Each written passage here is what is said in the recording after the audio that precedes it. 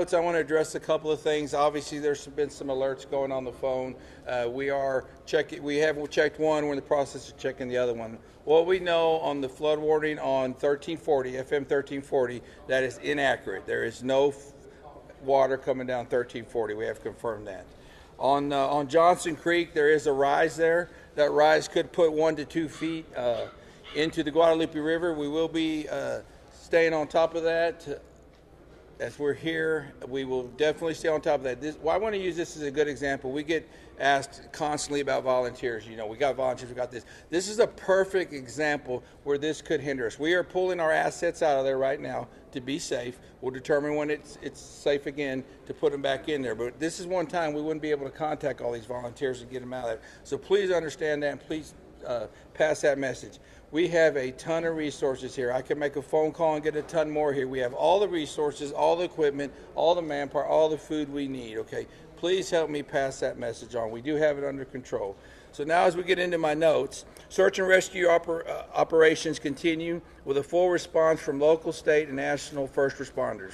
We continue to have hundreds of officers, deputies, and to support our staff working every aspect of this emergency along with air, water, canine, and other assets conducting search and rescue. As of 1:30, we have recorded 68 deceased in Kerr County. Among those who are deceased, we have 40 adults and 28 children. 18 adults are pending identification and 18 adults are pending identification and 10 children are also pending identification. Once again, pending identification are 18 adults and 10 children. At present, there are 10 Camp Mystic campers unaccounted for and 1 counselor.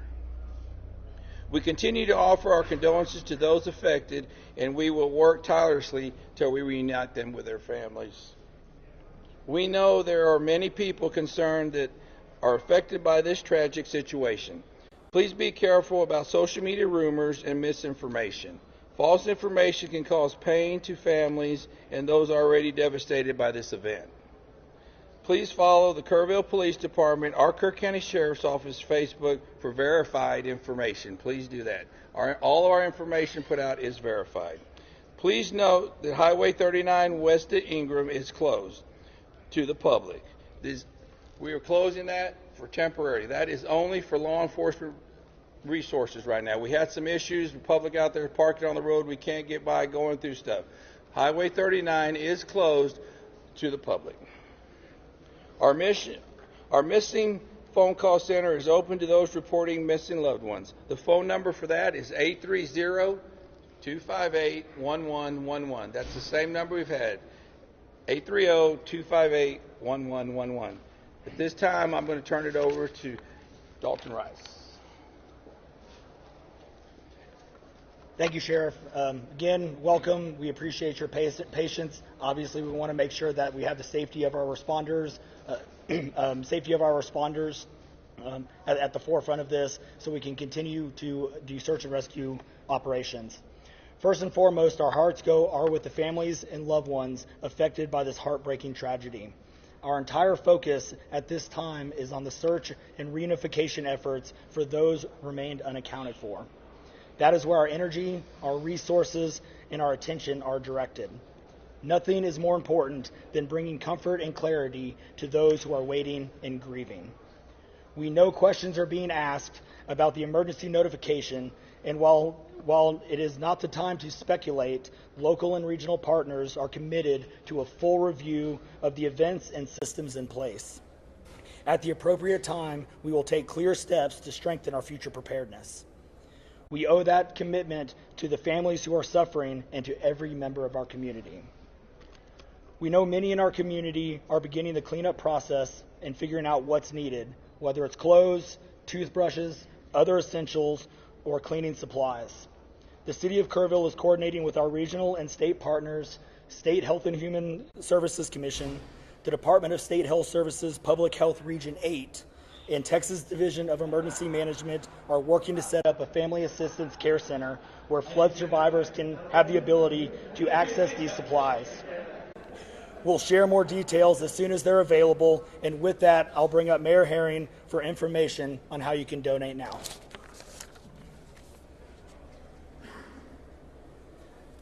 Thank you for being here. I'm Joe Herring, Jr., Mayor of the City of Kerrville. Our work continues.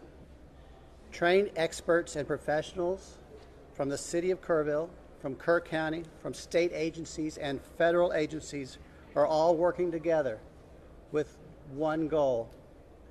That is to to rescue those in peril and find those who are missing. I repeat what I said this morning. Even though different groups and different agencies are involved in the Emergency Operations Center, we are all working as one team. We want to achieve our goal of helping those who've been affected by this flood. Today I learned that another helping hand has joined the fray. HEB is setting up a mobile kitchen in Ingram. And when that kitchen is set up, it will be able to feed a lot of hungry people in the Hunt and Ingram area. If you want more information about that, just go to heb.com, /newsroom. Countless other local businesses are stepping up. They are finding needs, and they are meeting them. Now, how can you help? If you would like to make a financial donation, we recommend that you go to the Community Foundation of the Texas Hill Country. They have set up a portal to receive donations. That would be communityfoundation.net. People across our community, across our state, across the world have been responding to that request. If you would like to volunteer, the city has set up a partnership with our local Kerrville Salvation Army at the Kroc Center.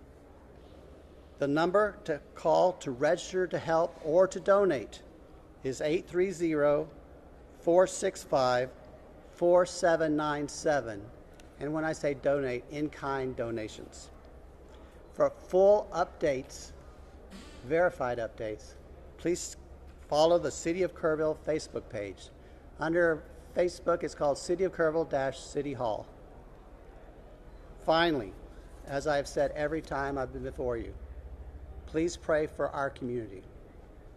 I believe in prayer, and prayers have been answered. Thank you. And now Dalton Rice will come back up. All right, at this time, we will take 4 questions.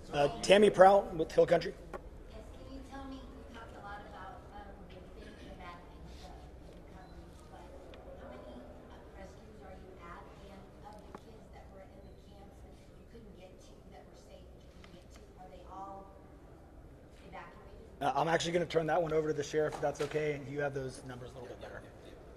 Sorry, Tammy. Again, please. So how many rescues? You were at 850 a couple days ago, and then we have the camps that you couldn't get to the campers, and they were going to be evacuated. I suspect they're all gone, but have you gotten them all out? Yeah, included in that 850 that we put out is the campers. All the campers are out and safe. A lot of them have been reunited at this time. Yes, ma'am. Oh, sorry. Leslie McClure. Ingram Dam. You guys got any updates on the Ingram Dam? We have no updates on Ingram Dam at this time. Amanda Henderson, KHOU. I'm with CBS News, and she said that for a story, but we talked to several people in this community who say they got no emergency alerts whatsoever. Governor Abbott, in his press release, just placed the responsibility on the local agencies. So just, I know you're focusing on victims right now, but yes or no, did local agencies send out any emergency alerts, flares, sirens of any kind? No, I know you guys keep asking this question. We appreciate it. We think it's important. We don't want to speculate. At this time, we know there's a lot of speculation and question around it. Again, there's going to be a full review, of this so we can make sure that we focus on future preparedness. We want to continue to focus on the families at this time, and so we're getting through that. So thank you. Leah Waldman, CNN. Okay. Thanks, sir. Appreciate it. With focus on families here, we know that there was a National Weather Service alert issued on Thursday afternoon talking about these flood watches and issuing Kerr County as a high-risk area overnight. Why not preemptively evacuate these camps? You said earlier that was a good question. Did you get to the answer? Yeah, no, again, it is still a great question. And when you looked at the National Weather Service notification when you look at that map showed Kerr County kind of in the northeast corner, and that spread all the way through San Angelo. So there's a lot of information. That's a wide area that must be addressed. And so as we were, preparing for it, unfortunately, the rain hit at the most inopportune time, and right in the most inopportune areas where the North and South Fork hit. It converged, and so here we are. So again, we want to continue to focus on those rescue operations, and at that, we're not taking any more questions. Thank you. Thank you. That's going to do it for this afternoon. The next time that we'll be in front of the cameras are going to be 10 o'clock tomorrow morning, unless there is a major development where we need to speak to you sooner. And we will use the sign-up sheet and the contact information that y'all have provided to us to reach out to you and let you know time and place. Other than that, if you don't hear from us, 10 o'clock in the morning, right back here. Thank y'all so much. I'm not taking any more questions.